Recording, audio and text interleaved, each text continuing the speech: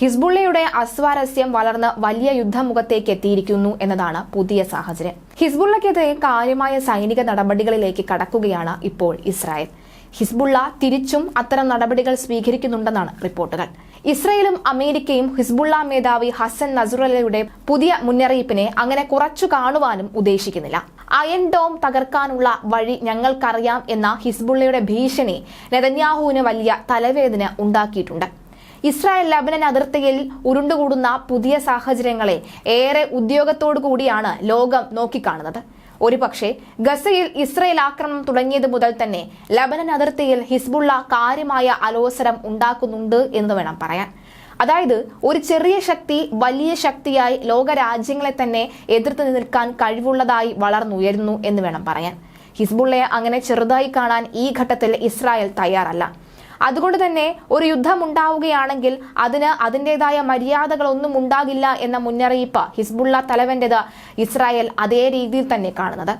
എന്ത് വില കൊടുത്തും ഹിസ്ബുള്ളയും നശിപ്പിക്കണമെങ്കിൽ നശിപ്പിക്കാം എന്ന ആ ഒരു ആവേശത്തോടു കൂടിയും വാശിയോടുകൂടിയും തന്നെയാണ് നിലവിലിപ്പോൾ ഇസ്രായേലും ഉള്ളത്.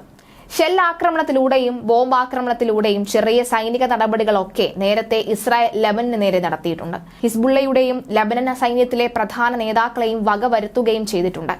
അതിപ്പോൾ ഇസ്രായേലിന് വലിയ ഭീഷണിയായി മാറിയിരിക്കുന്നു. ഷിയ വിഭാഗമായ ഹിസ്ബുള്ളയുടെ മേധാവി ഹസൻ നസ്രുള്ള പരിധികളില്ലാത്ത യുദ്ധമുണ്ടാക്കും എന്ന മുന്നറിയിപ്പ് നൽകിക്കഴിഞ്ഞു.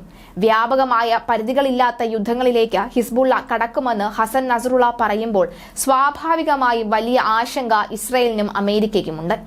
അമേരിക്കയും ഇസ്രായേലിനെയും സംബന്ധിച്ചിടത്തോളം ഹിസ്ബുള്ള എന്താണ് എന്ന കൃത്യതയും വ്യക്തതയും ഇല്ല എന്നതുകൊണ്ട് തന്നെയാണ് പ്രധാനം.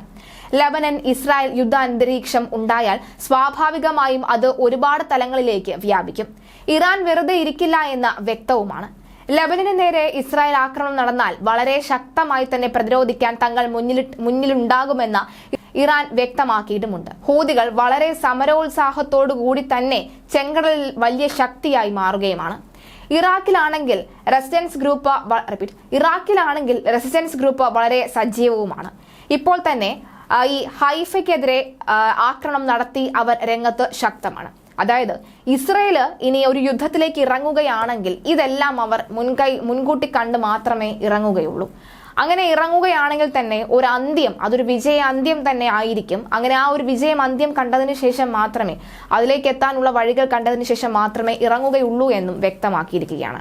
എന്തായാലും നിലവിലെ സാഹചര്യത്തിൽ ബന്ദികളെ കൂടി പുറത്തേക്ക് കൊണ്ടുവന്നതിന് ശേഷം മാത്രമായിരിക്കും ഇത്തരം ഒരു യുദ്ധത്തിലേക്ക് കടക്കുന്നത്.